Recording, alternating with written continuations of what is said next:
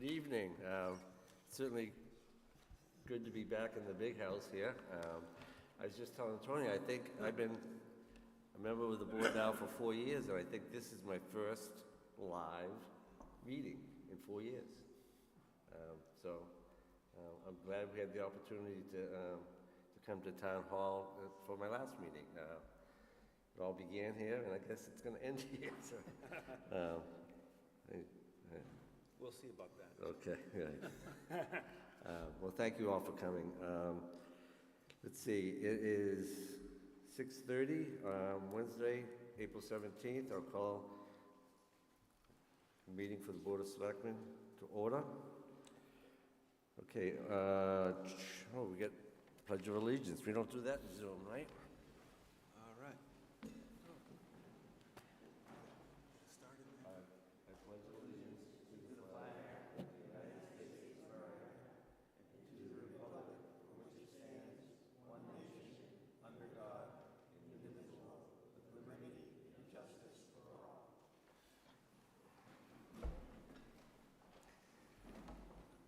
Okay, I'll read some opening comments.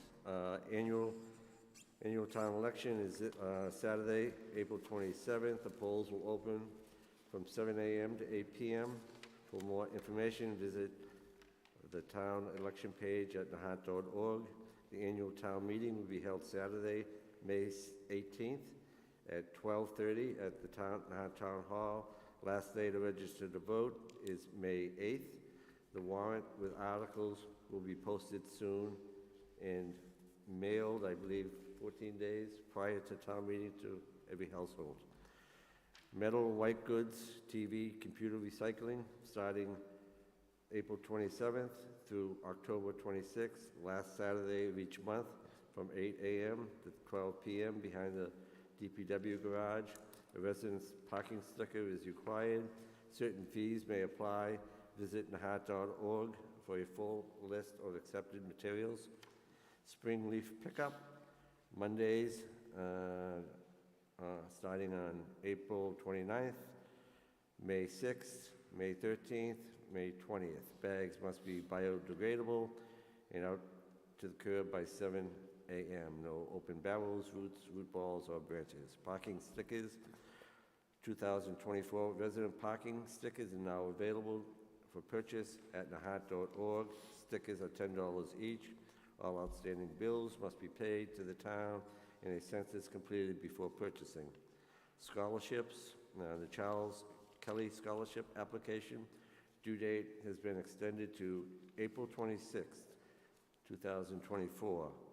For applications and more information about local scholarships, visit the scholarship page at nahant.org. By the increases on tuitions I've been seeing in the Globe, I'm surprised we don't have more applicants. That's a $1,000 scholarship, and apparently we don't have many applicants as of right now, so it's a good opportunity for anyone who has a graduating senior.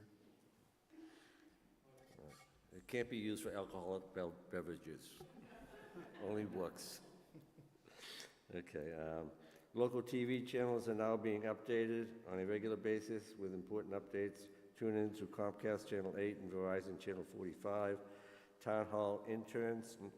Town Hall is seeking 2 college-age individuals for a part-time summer internship. Visit the Employment Opportunities page at nahant.org for a full job description. If interested, please send a cover letter and resume to ktaylor@nahant.org. And finally, Nahant Market by the Sea will be Saturdays on June 22nd, June 30th, August 17th, and September 14th from 10 a.m. to 1 p.m. at Flash Road Park. To become a vendor, visit the market page at nahant.org for an application. Excuse me, Tony, is that June 20th on the website as well? July 20th. July, July supposed to be 20th. July? Oh, yeah, July. Okay, we have some new business. Vote to approve some event requests. Josh, you have those motions? Mr. Chairman, could I make an opening comment? Yeah, please do. All right. Happen to I have a cheat sheet here.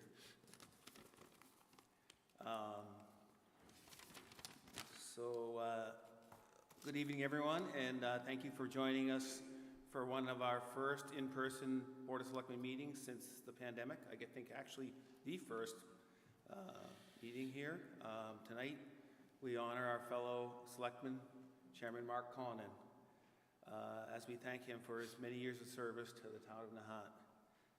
Mark has served the town for 38 years, which coincidentally is my age, and has worn many different hats throughout that time. Some of these include being a founding member of the Periwinkle Preschool, a member of the Nahant Housing Authority, Conservation Commission, Valley Road Reuse Committee, Charter Commission, Metropolitan Beach Commission, Open Space Committee, Nahant Basketball, and President of Nahant Little League. That's quite a resume. And if that wasn't enough, Mark has also served as the town administrator as well as town engineer for many years. For the last 4.5 years, Mark has served as a member of the Board of Selectmen. And while we hate to see him go, this will unfortunately be his last regularly scheduled Board of Selectmen meeting. Mark, we've taken on many challenges over the last few years serving together, from COVID-19 to coyotes to major infrastructure improvements, major storms, the largest town meeting in Nahant's history, a fairly green town administrator, new department heads in every department, and much more. Through it all, you have always tried to do what's best for the town of Nahant by being level-headed, fair, and easy to work with, and a great example for both Jean and I, I'm sure. We thank you for your dedication to the town, and we wish you luck in your official retirement. Thank you. Thank you, Josh.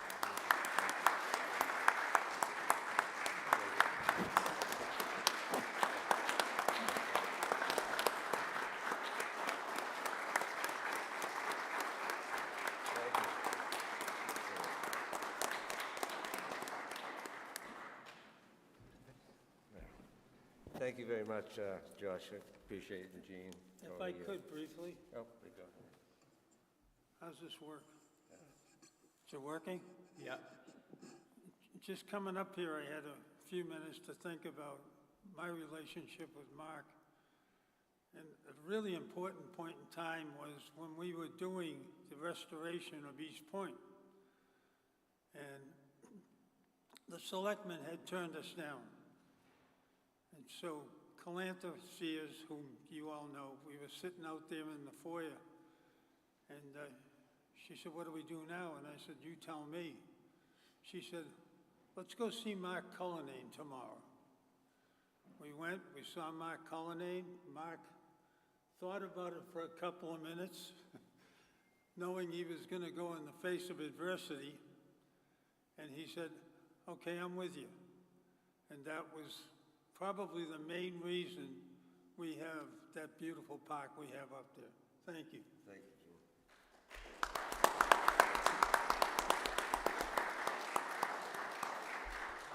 Well, thank you, everybody, and thanks for coming. I think in my 17 years as town administrator and my 4 years of being a member of the board, I've never seen so many participants. So, unless something very controversial was on the agenda. But thank you very much, and it's been a pleasure and a love of my life. Doing whatever I can for this town. It means a lot to me. The residents mean a lot.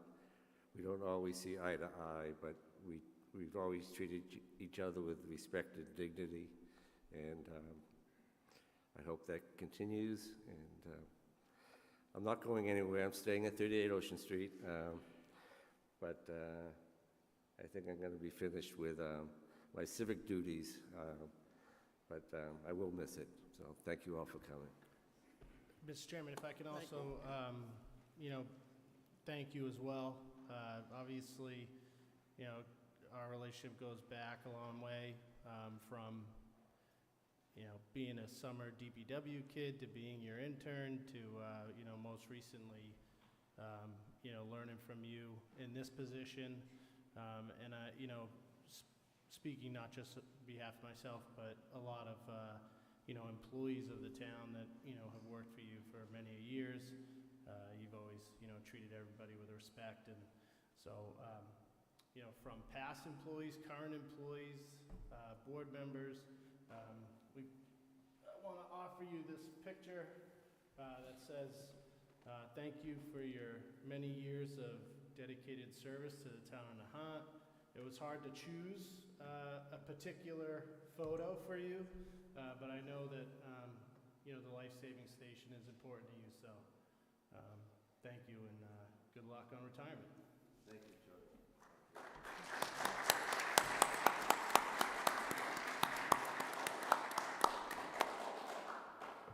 A funny story. I remember my late wife Mary used to take walks on the weekends, but after a few years of me serving as town administrator and other ways in the town, she stopped walking with me around town because we didn't get too far before I had to stop and talk to somebody and chat, and she after a while just kept on walking, but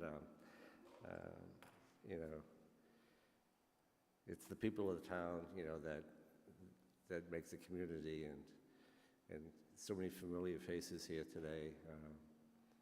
So I'm sure you're in good hands with Tony, Josh, and Jean.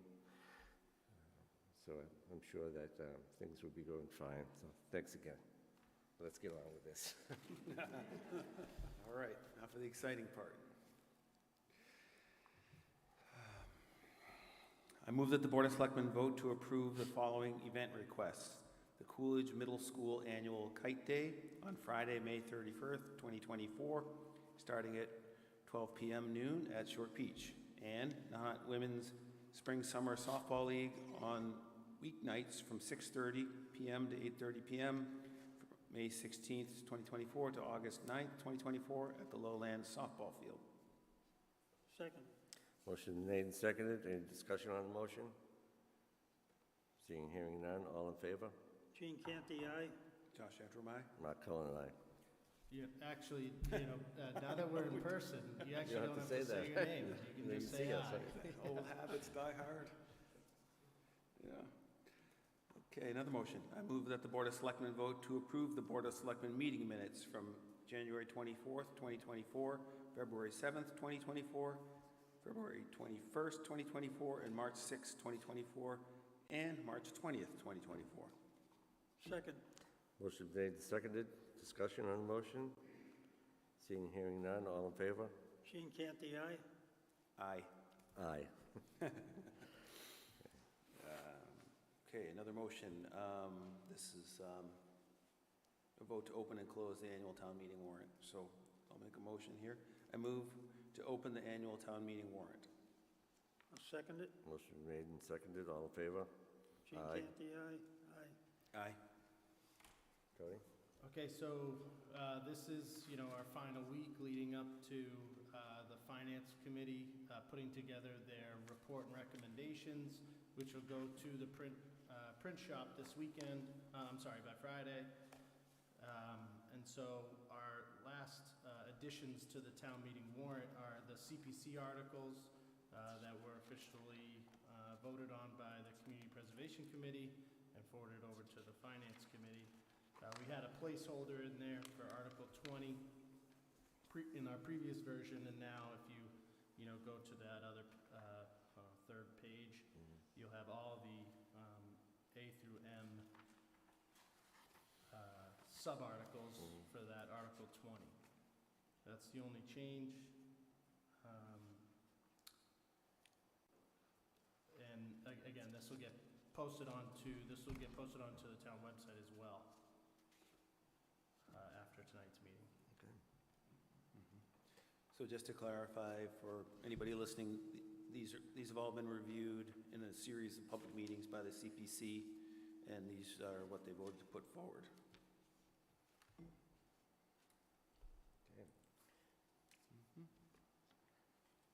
Looks good, That's it. Tony. That's it on the warrant? That's it. And motion to close the warrant? Get So back. made. No. Seconded? Well, motion's made and seconded to close the annual town meeting warrant. All in favor? Aye. Aye. Aye. We have approved the Board of Selectmen's omnibus budget. I move that the Board of Selectmen vote to approve the omnibus budget as presented and sent to Advisory and Finance Committee for their review.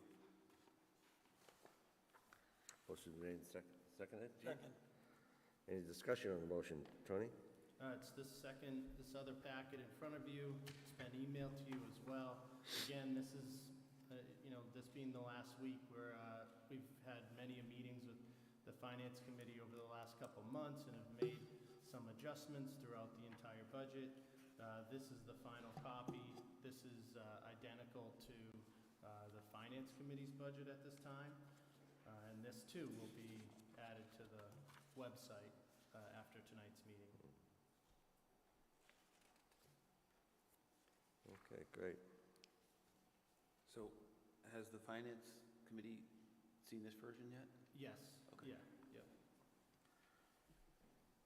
I see that the total budget for 2025 is now $16,935,552. I remember when we used to be below 10 million. But inflation, right? All right.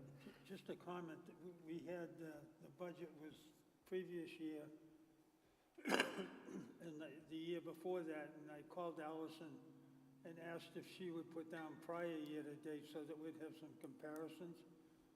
And she did that, and I wanted to thank her for doing that. It helps a lot. Okay, great. So most of the changes that you have here, Tony, are fairly minor. A few $1,000s from one account to another account, but pretty standard, and you're working with the Finance Committee. Right.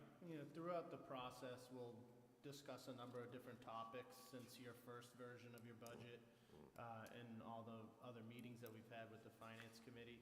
And we've come to some changes through that process, and it's in I think our best interest to have a identical budget presented to town meeting. Technically, the budget that gets presented to town meeting is the Finance Committee's, but I think all the discussion that we've had, it's all good, and we're comfortable with this budget. It's balanced, and it's good to be presenting the same budget as the Finance Committee to town meeting. Absolutely. I've been at town meetings when there were two budgets. It's a little uncomfortable going through that. It's time-consuming, and so all those nights that you spend down with the Finance Committee, working on this, working it through, pays off at the end, because it really makes for a smooth annual town meeting.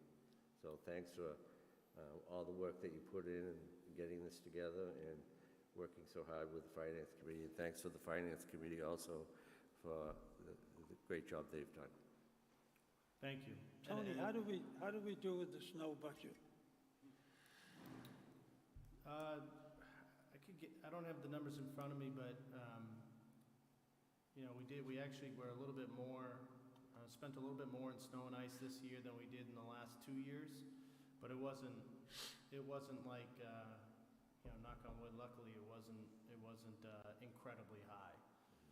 So that'll be, we'll do some transfers in, I think, Article 2 or Article 3 of the warrant to balance that current fiscal year. But we did okay.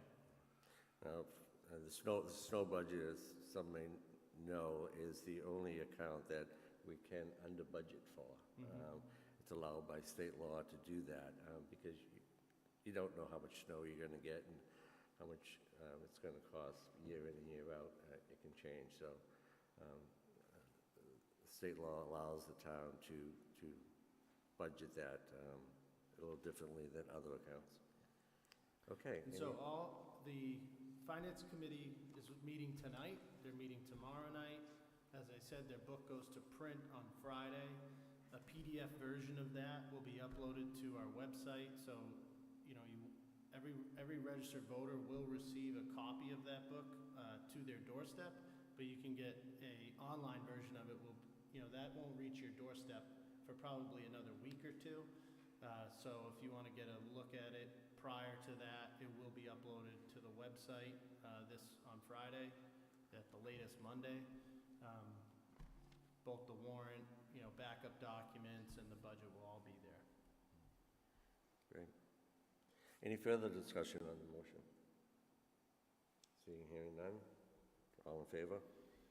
Gene Canty, aye. Aye. Aye. Okay. Is that it for town new business? Okay.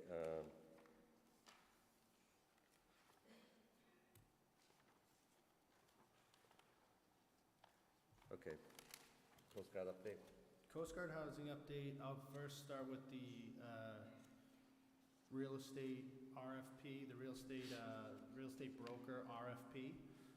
We've been working on a draft of that, of those documents, and I think we're pretty much at the finish line with that. So hopefully we'll be able to post it by the end of this week. That means by state law, by procurement law, the minimum amount of time that the RFP would be up for proposals to submit would be 2 weeks. Given that this is probably something that real estate brokers are not familiar with, and might take them a little bit of time to review and put together sound, marketing proposals for us. My suggestion would be to have it open for 4 weeks.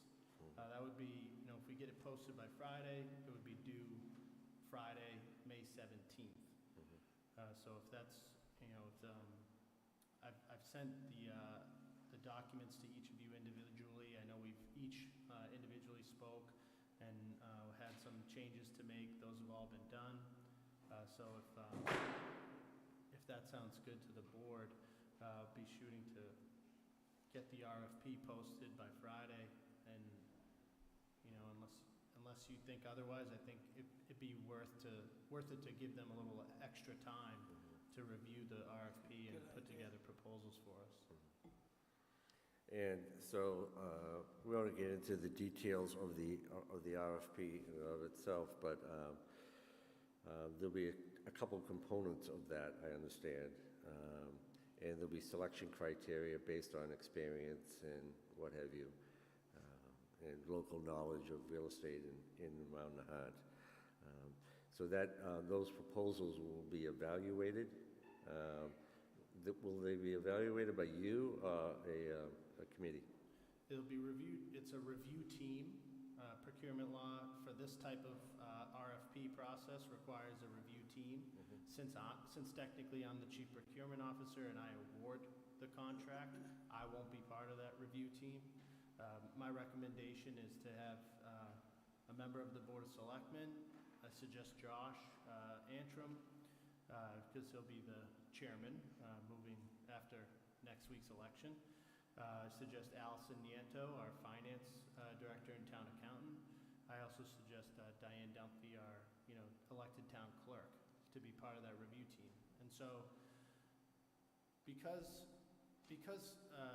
we determined to go down this road, really because we assume a lot of proposals, if they were just based on cash value, and in this case it would be commission rate, it's likely that we'll get a lot of similar proposals. So we wanted to be a little bit more in depth on how we review this. So what we'll ask for is almost a qualitative submission and a quantitative submission. So the first part is, as you mentioned, brokers would provide information that tells us about their experience locally and in greater Essex County. It'll talk about number of sales that they've done, value of those sales, have they come in, price, above asking price, things of that nature.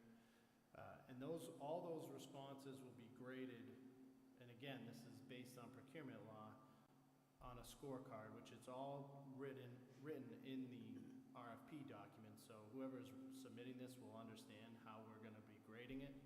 It's graded on a most advantageous, not advantageous type scale. And the review team will, when those are submitted by the deadline, actually our legal counsel will redact all identifying information related to those proposals and provide it to the review team. So this way the review team can just read it based on their merit, and they'll grade it according to that scorecard. Then they'll come up with a recommendation, and after that, you open the second submission that's tied to those, that has your commission value associated with it. And then we'll be able to make a decision,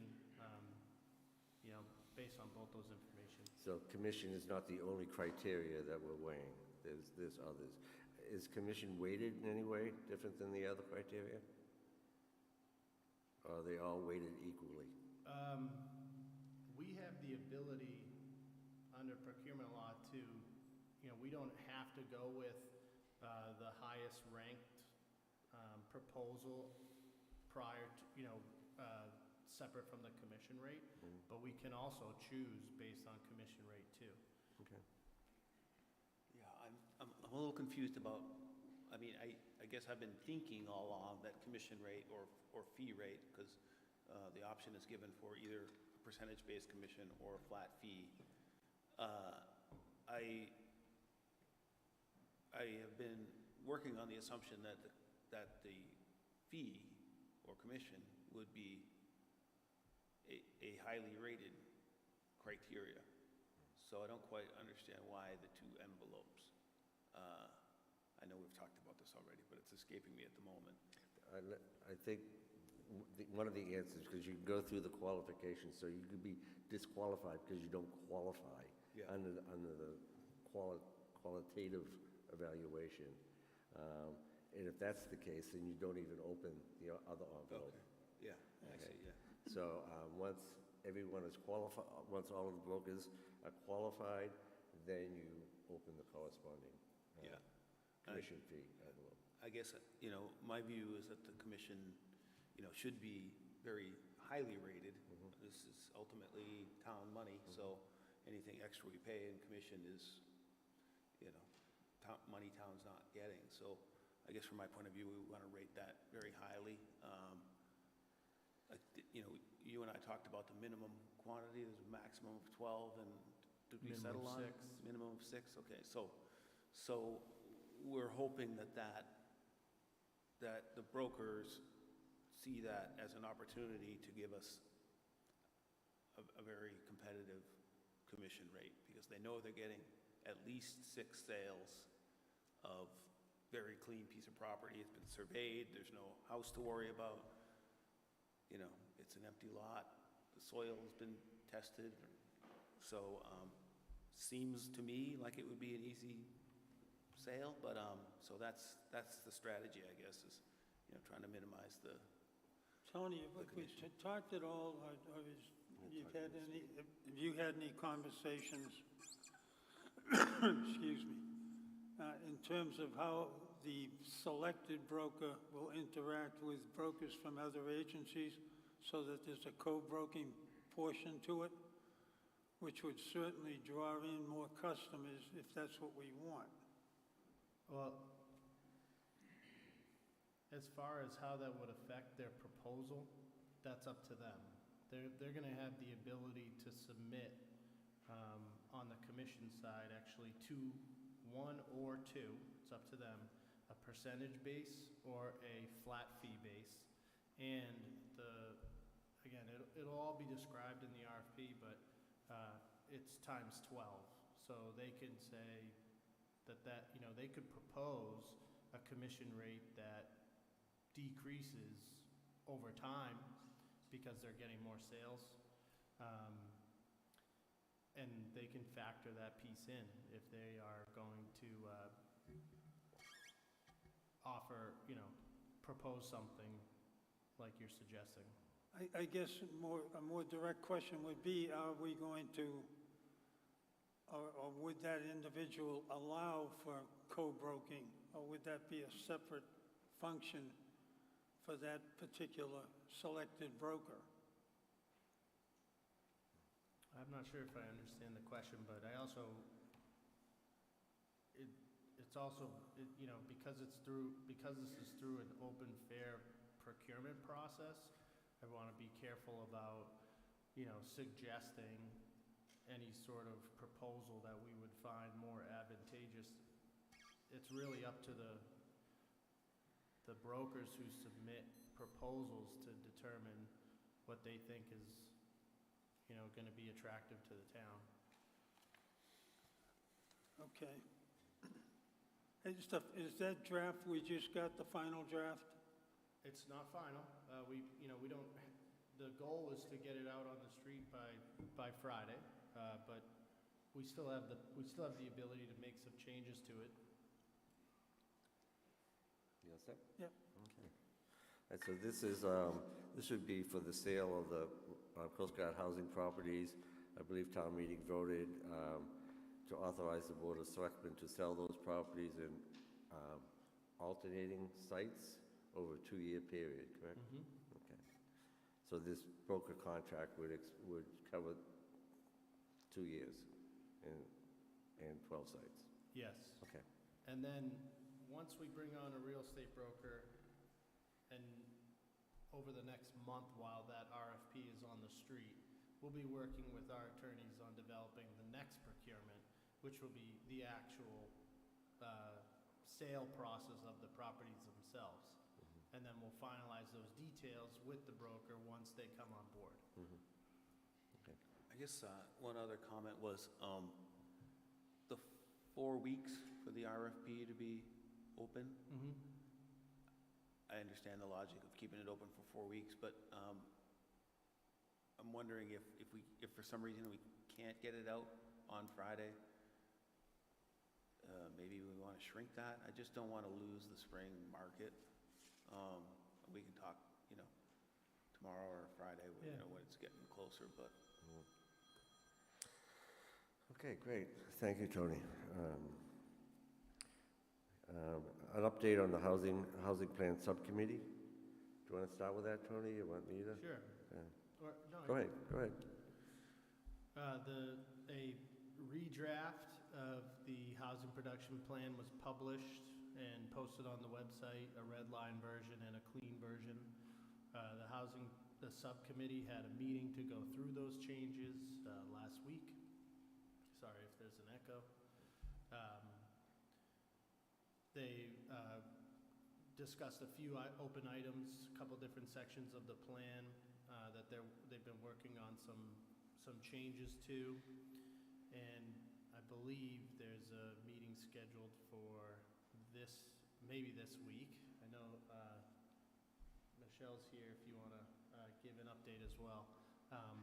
But the plan is for them to meet to discuss those open items, hopefully approve some of those changes, get them posted onto the website, and it's currently open for public comment. We've already received a lot of That's right. really good constructive feedback. And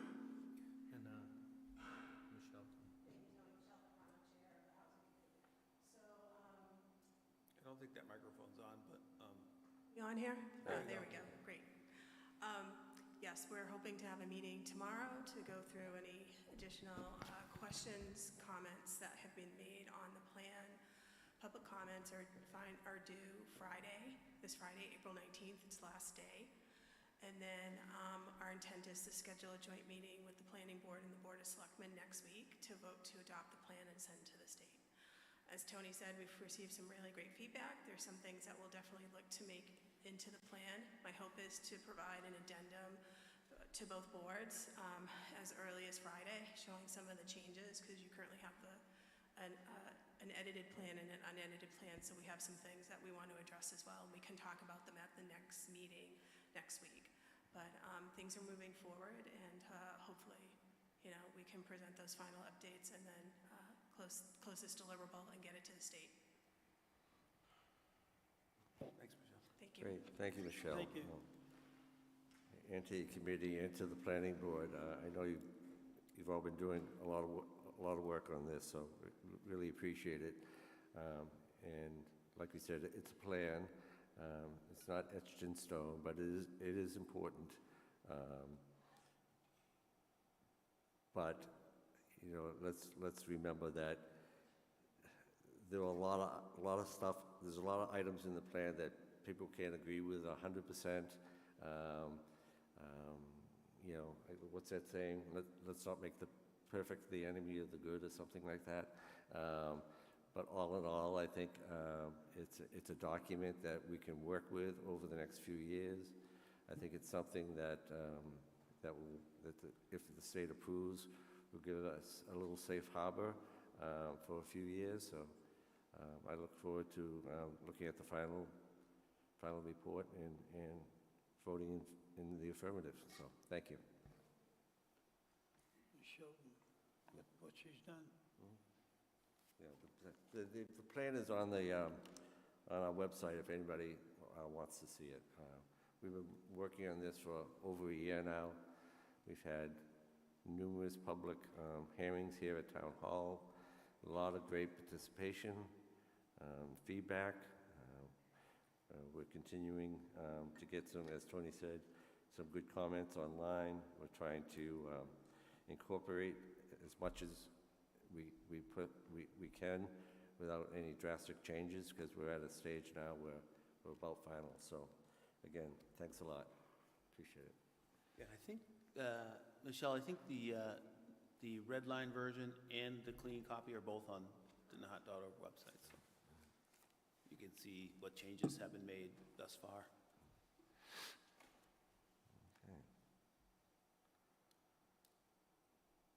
Okay. Anything else on the housing plan? Want to do preserving East Point? You want to take this, Josh? Sure, yeah. So many of you may have heard, we got some disappointing news end of yesterday. I think we all each got a phone call around 5 o'clock that Judge Karp had ruled against Nahant on the eminent domain for a conservation restriction. So this is new news.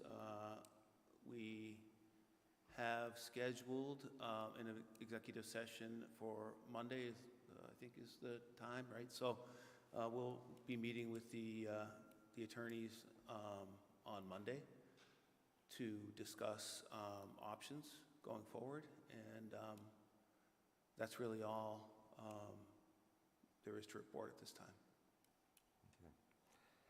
Yeah. Not the news I wanted to hear, but actually it was a judgment on summary judgment by the town. Yes, So yes, sorry, yeah. certainly the case is not over. There's still a lot of stuff to work through that will take months and months and perhaps maybe even years to come to fruition. But I can assure you my position on this has not changed. And I believe my colleagues may feel the same.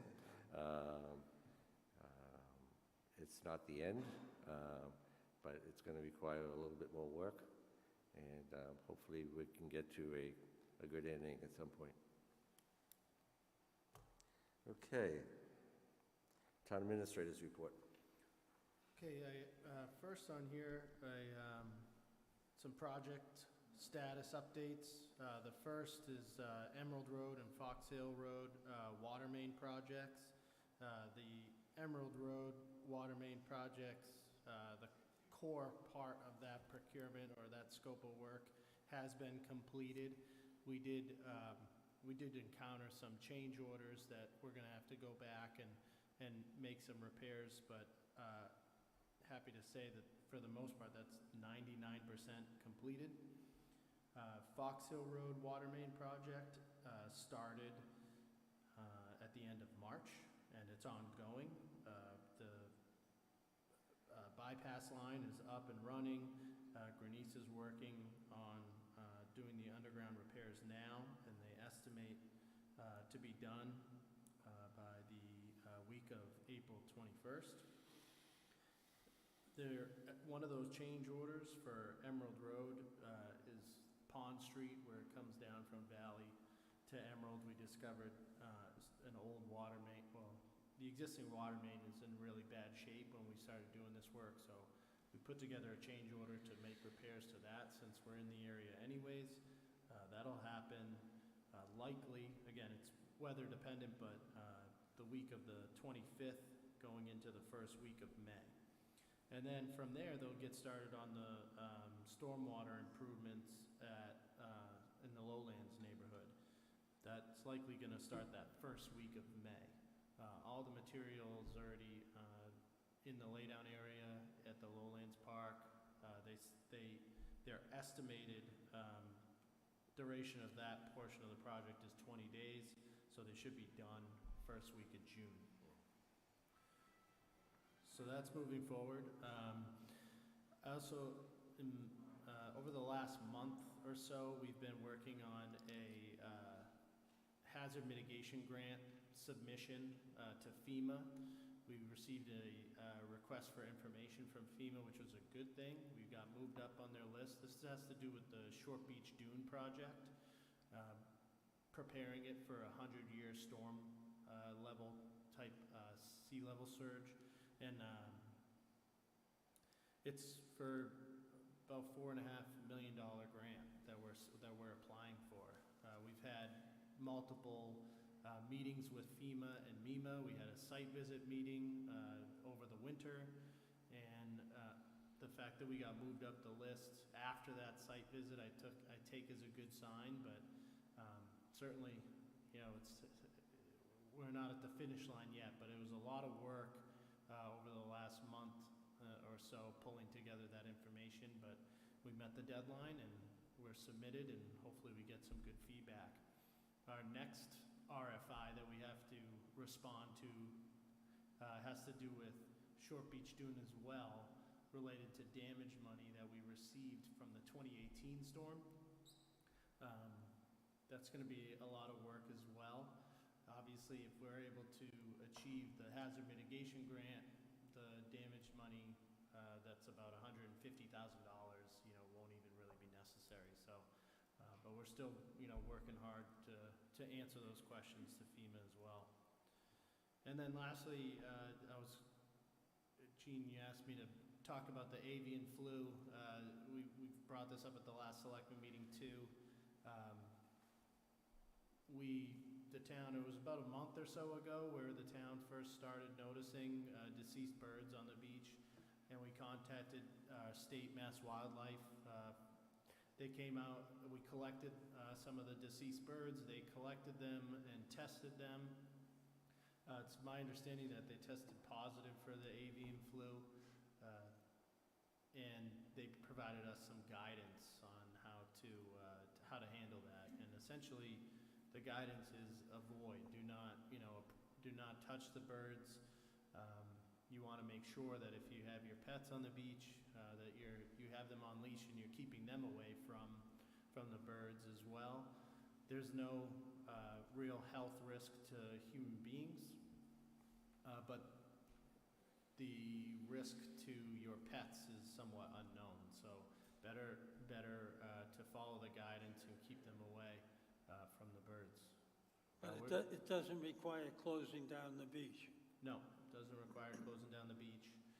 If you see any deceased birds, please call town hall. You can call and ask for the DPW, and we know how to properly dispose of them. Tony, one question going back to floodwater. Are we planning on developing that hazard mitigation program, 5-year? We updated our hazard mitigation plan about a year and a half ago.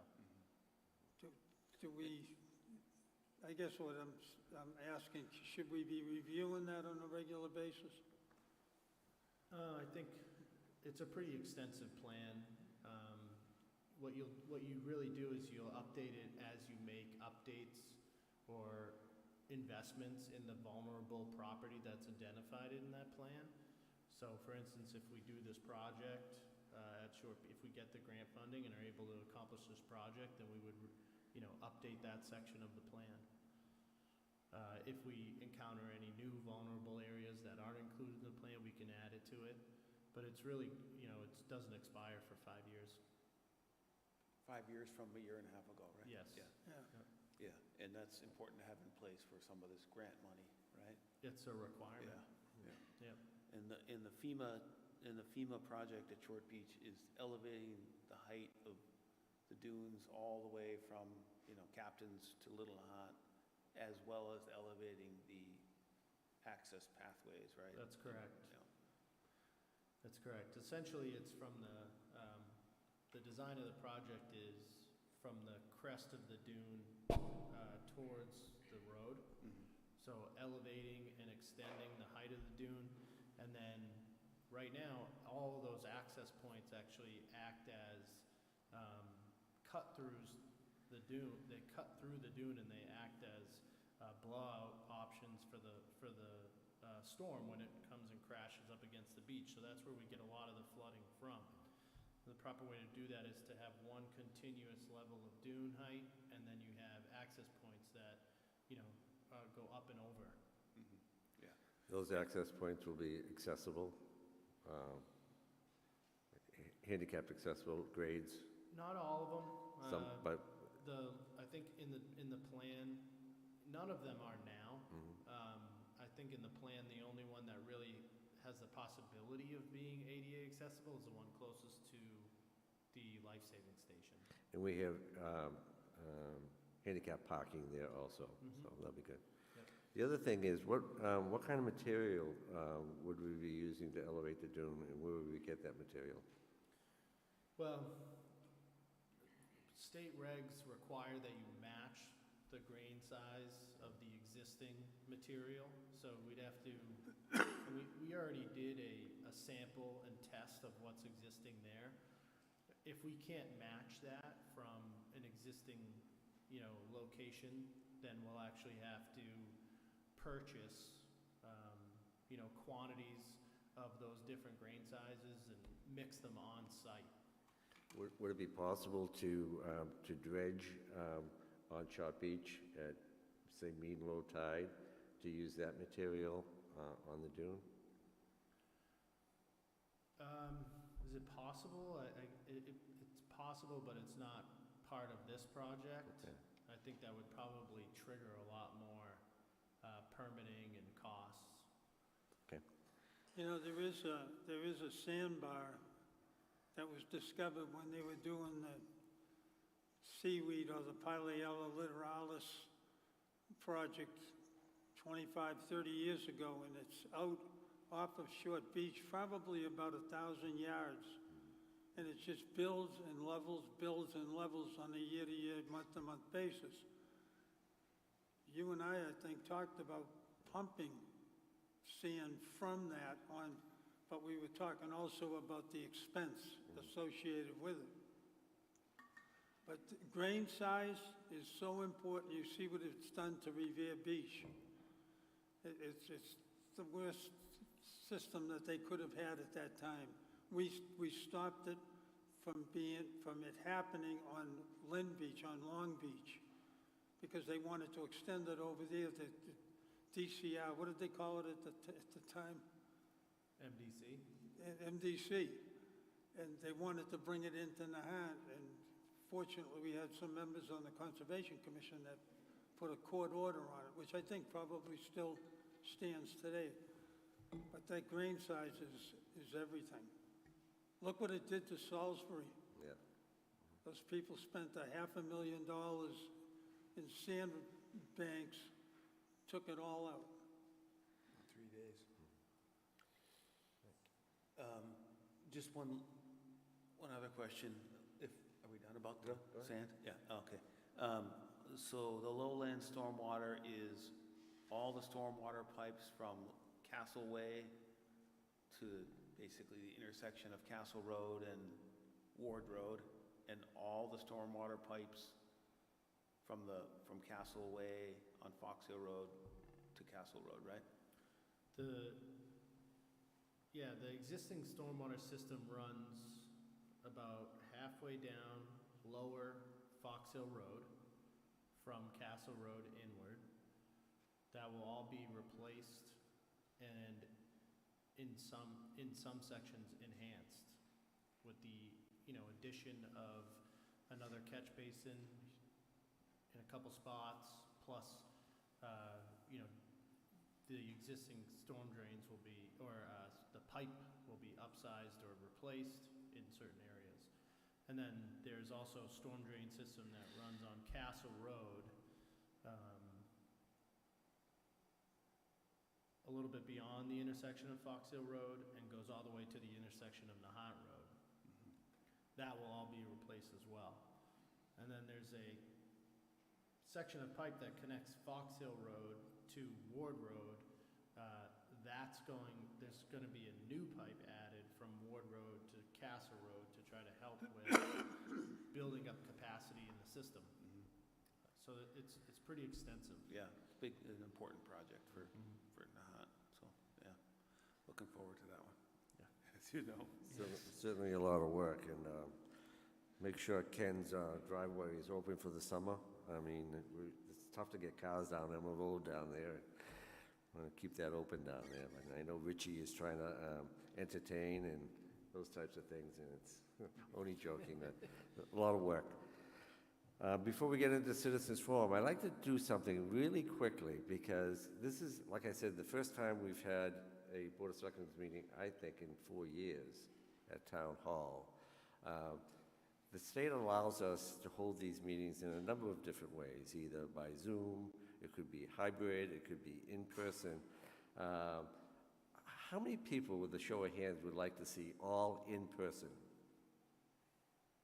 That's interesting. One. That's not what Facebook says. Yeah. How about all Zoom? All Zoom. And how about a hybrid between Zoom and, yeah. And that's the hard one, right? Because right now, we're only set up to do that from down in the basement, but, Yeah. right? So we should work on that, Tony, somehow, because I think that's the future. When we first started with the Zoom, it was all new to all of us, and it was a challenge for many of us. But there are people like my mother who's watching this at home right now who can't get on Zoom. So a hybrid situation is really important, I think. I think between the two, I think it really opens up democracy and citizen participation. So I think the more we can go in that direction, the better. So we're allowed to do hybrid or virtual through something like Zoom because the current law allows us to. That's only extended, I think, until 2025, maybe? March of 2025. So unless the legislature changes that, after that deadline, we'll be back to in-person meetings only. I think they'll change it. I think there's definitely a lot of push, but, yeah, tonight's meeting, I really wanted, I'll take the blame for this one. I really wanted to do it here in this main hall. This main hall does not allow for a hybrid element. It's just the echo, it's too complicated. Downstairs conference rooms do allow for a hybrid element, but obviously if you're expecting a large crowd, it becomes tough as well. I think in a hybrid element,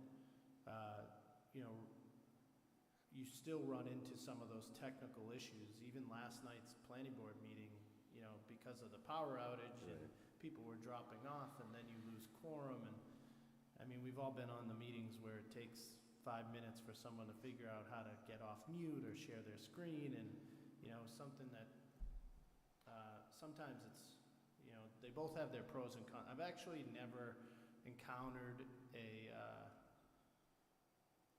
an issue that has people on both sides arguing the same exact thing. It's more transparent this way or it's more transparent that way. I think hybrid works downstairs, like I said, but in a hybrid format, I would think that, the board members would need to be present in person.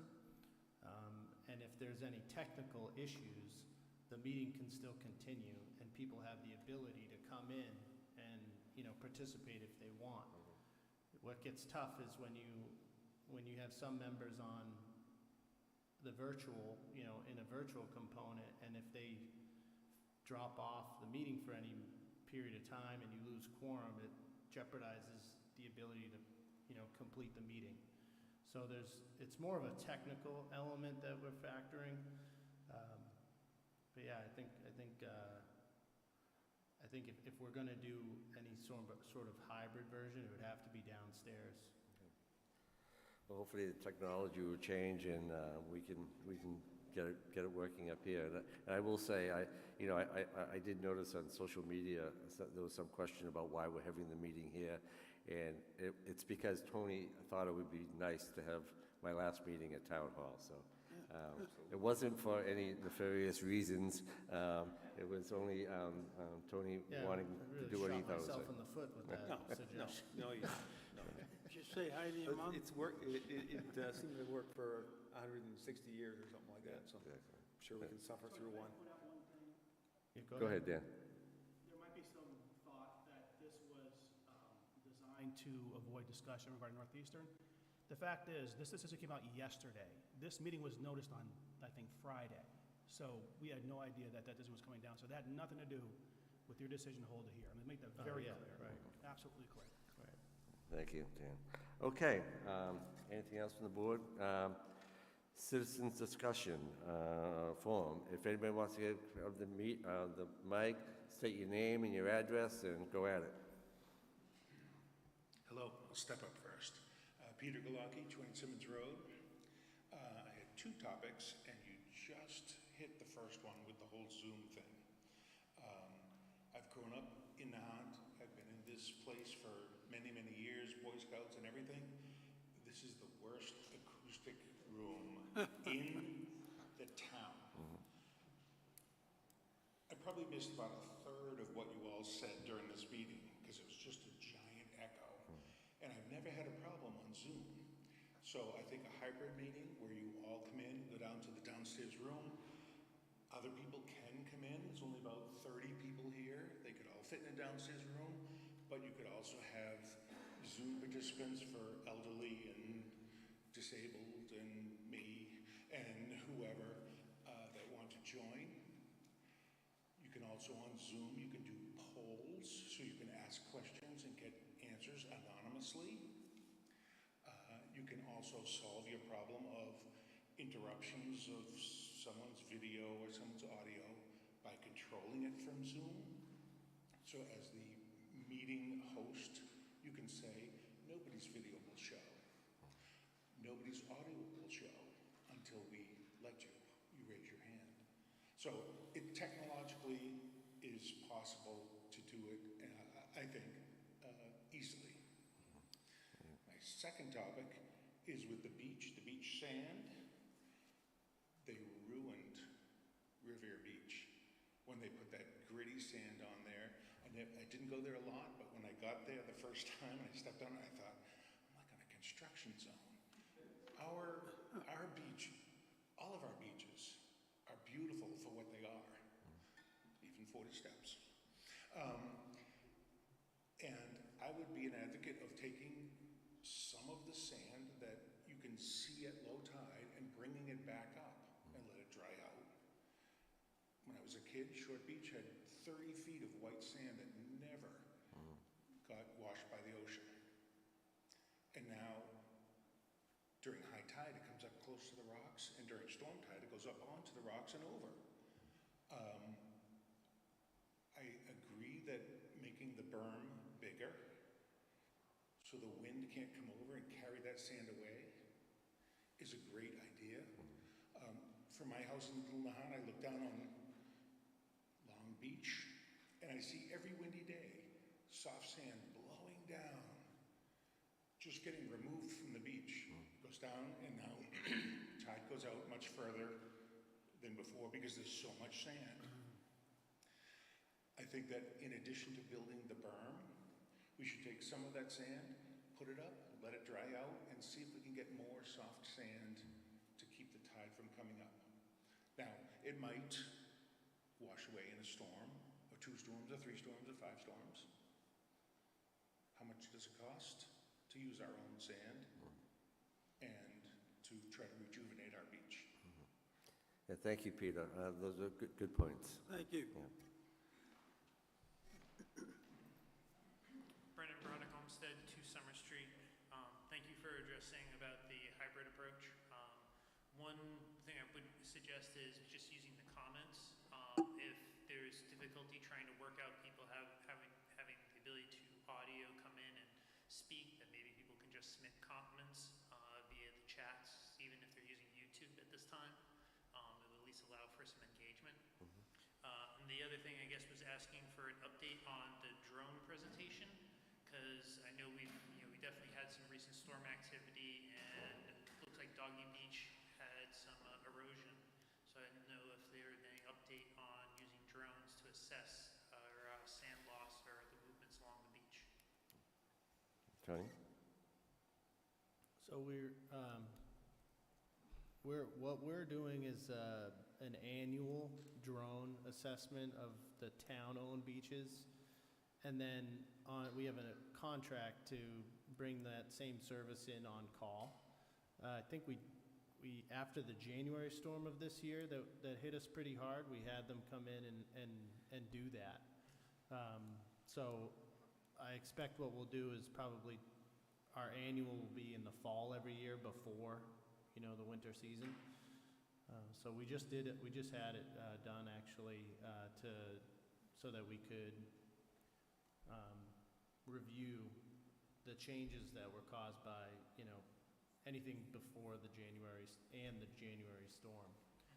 That our initial drone survey established our baseline. Yeah. So now after everything that we do since then, we can actually visually see on a computer and measure how much material was lost by a particular storm and how it changes on an annual basis, which is really helpful for us, especially in doing this RFI for the FEMA hazard mitigation grant. They ask for that type of information, so having that stuff readily available is helpful to the town. I guess then a follow-up question is, do you know if there's been any comparison to the LiDAR data the space shuttle collected back in the 90s? Because I know they did high-resolution scans of Massachusetts, and the Mass GIS offers it as a data layer, so I wasn't sure if we'd done a comparison to see where we were then versus now. No, that wasn't involved in the process that we just went through. I think Mass GIS can provide that information, though. Well, yeah, it was just, since if we've got the drone data, comparing the drone data compared to the to that layer to see if we could spot where we've had loss over several decades. What year was that? I think it was 96 is when, I know it's on the Mass GIS website. They provide as a data layer. That's interesting. So you can just call up that layer on the GIS? Yeah, you can. Oh, that's cool. Yeah. Interesting. Thank you. Yeah. Very dramatic. Ken Carangelo, 81 Willow Road. The questions I had have somewhat already been covered. One thing I just would caution about the discussion that we've just been having, sort of where the sand might come from. When it blows down the beach, it doesn't actually disappear. It sort of comes back into circulation. And if you watch over at Tudor Beach, every year over the course of winter and summer, it's 2 different profiles. It goes up and down by a couple of feet. So there's a whole system involved out there that someone who knows something about oceanography should probably opine on. The questions I primarily wanted to raise today were with regard to the Northeastern decision and Judge Kopp's memorandum, which obviously there's not been a lot of time to react to. I guess my first one would be for the meeting that you're expecting on Monday in the executive session. Is your expectation that there will be a decision made there, or is that just an initial discussion about options? I think initial discussion about options. Yeah, we have 30 days to appeal, so there's no rush. Okay, I was asking. There's a new selectman coming. I'd ask. With regard to the whatever the next steps are, right? So far, there's been money spent on legal fees. There was a gift put in place that contemplated paying legal fees plus any pro tanto amount that had to go back to Northeastern as compensation for the land, et cetera. And it suggests in the explanation that we had heard at the town meeting that talked about this, the gift letter doesn't appear to, at least what was described, the gift letter does not seem to cover the scenario where there's no exchange, there's no payment for the land, but only legal fees, and then a negative outcome for Nahant. So my question is, does the gift letter cover that scenario? We believe it does. But we'll be discussing that on Monday night also. Okay. Excellent. And the one other question is, of that amount, right, how much has been spent to date? It's about $1.5 million, I think. Yeah, I think there's the balance of about $1.5 million. Okay. Okay. Thank you.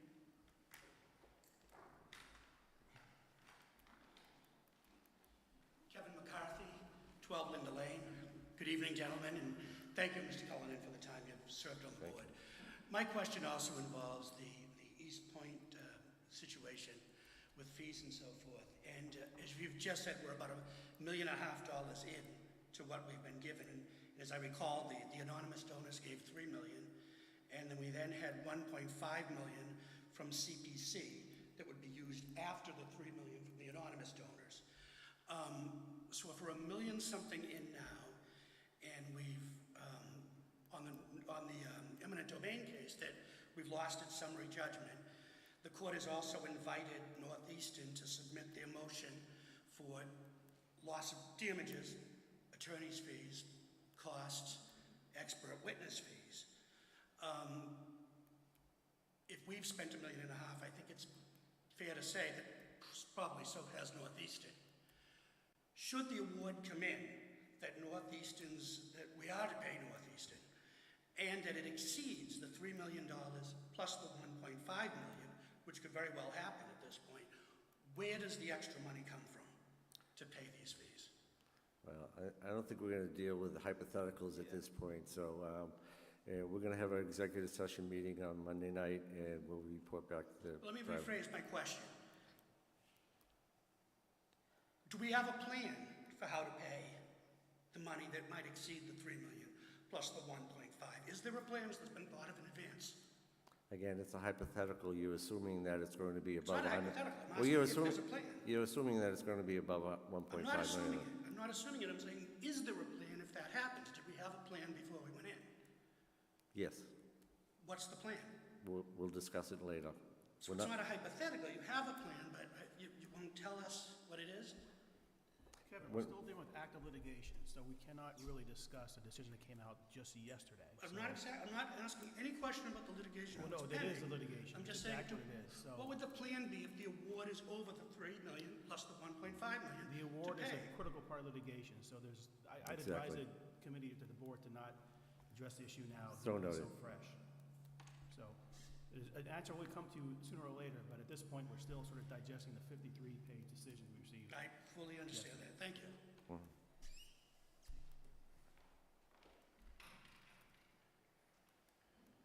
Any other questions?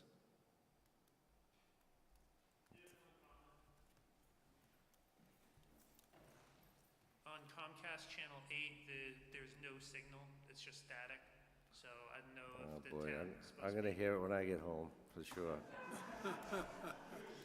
Okay, it's on YouTube, but I haven't heard if it's on Verizon.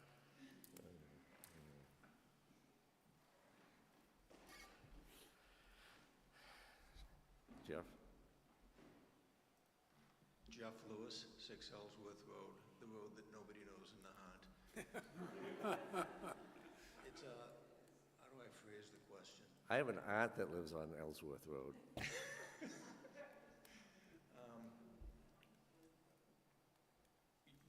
Every Board of Selectmen meeting, you give a great update of where we are in projects. And I hear of the $4.5 million sand dune project on Nahant Beach.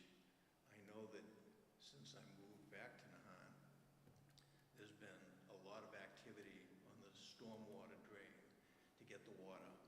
out of the middle of Nahant, down on Ward Road and Fox Hill Road. And it started with a study, and it's gotten bigger and progressive, more complex. There's a lot more involved in it. I know, I see these trucks sending steam into the air all over the town, and I'm assuming that they're cleaning stormwater drains with getting sand out and steam cleaning them so that the water can flow out. Most of our infrastructures projects governed by the Water and Sewer Fund, any regarding CPC Fund, we know what that, playgrounds, historic buildings and so forth, the dump, which is the trash removal, I consider all of that infrastructure funds. Is there any consideration of moving these stormwater projects, which seem to be escalating each year? And I don't think there's any end in sight, because we all know, at least I believe, this climate change. Is there any consideration of thinking of changing, creating a funding mechanism for these type of projects instead of just running them through the general fund? That's my question. And if you don't have any answer, that's okay too. Yeah, it's not something. Is it, Right. one of the things that Mr. Lewis is, reminding me of, and I think him and I probably had conversations about this years ago or maybe recently, but one opportunity that all towns have are to create a stormwater enterprise account, like we have a water enterprise, a sewer enterprise, and a rubbish enterprise. It's something that we've looked into at a very high level at this point. It's not something that we've proposed to the board to consider or to town meeting. But it is another it's another avenue. How does a stormwater enterprise fund work? Where's the revenue source coming from stormwater?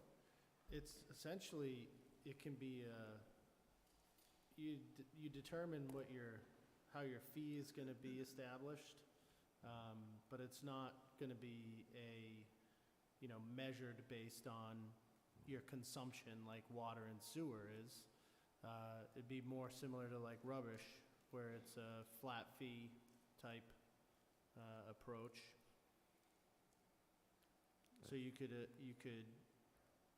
attach it to utility bills, and then it would, the funding collected through those fees would be expended specifically towards stormwater infrastructure projects. I wonder, and maybe you know this, Jeff, but I know, like, we can deduct our real estate tax from our tax bill, but we can't deduct our enterprise fund, water and sewer and trash. So that could be a potential disadvantage unless it's handled somehow differently. Do you know, Jeff? Do you know, if there was an enterprise fund for the stormwater, would that still be tax deductible the way our real estate tax is, or not?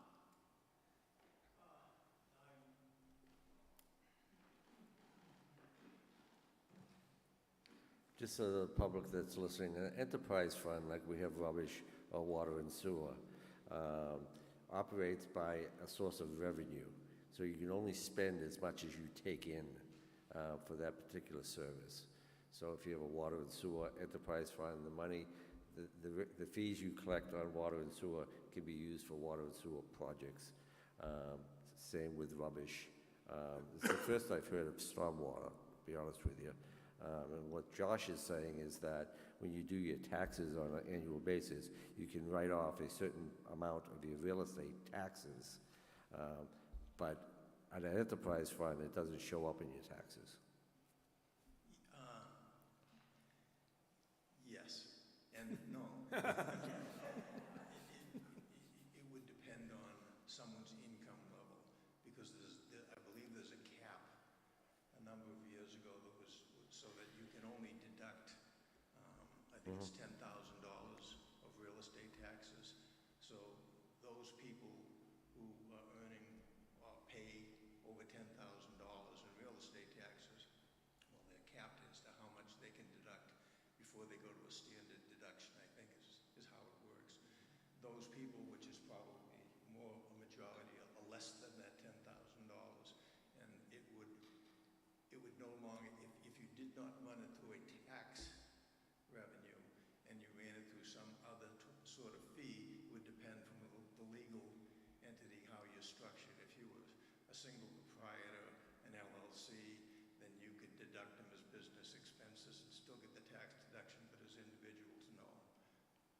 It's just, I'm looking at it that it's the largest dollars that go over the longest period of time are the infrastructure projects. And that's why I advocate these funding sources, just to control the funds and the expenditures. But there are disadvantages. Unlike a lot of the other general fund expenditures, infrastructure, particularly water, sewer, and stormwater, we benefit a lot, particularly with Tony, in terms of grants, state and federal grants, low-interest loans. We get quite a bit for those infrastructure projects.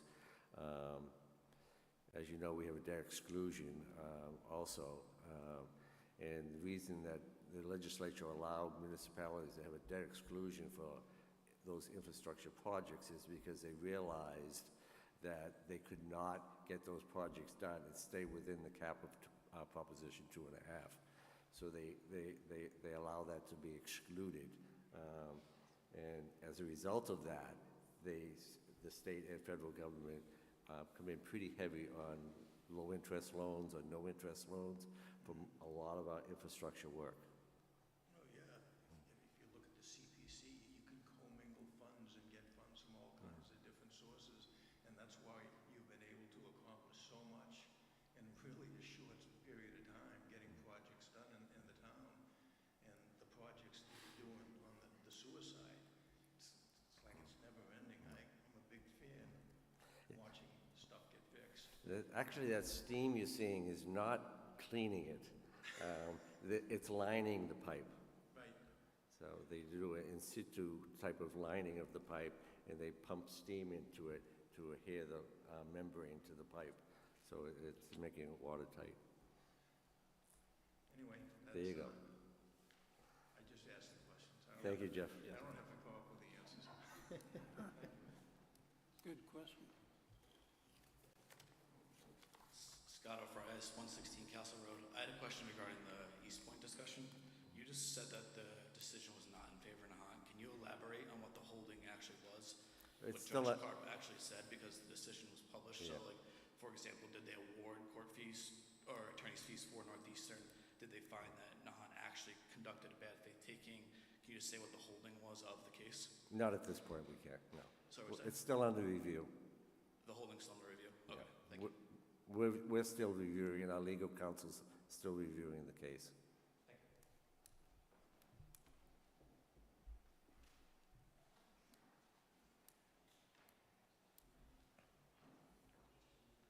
Julie Tarmy, 3440 Steps Lane. I just thought I'd end this with a light comment, Mark. Now that you're retired from your service to the town, the Nahant Historical Society is always looking for volunteers. And I'm sure that your mother, who volunteers every week with us, would be happy to show you the ropes. I can come down with her. Thank you, Mark.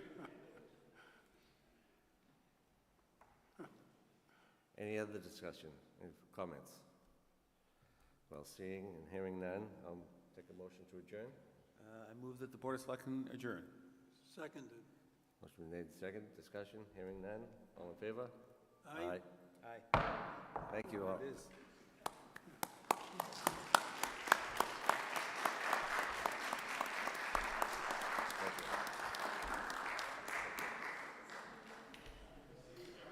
The rest is history.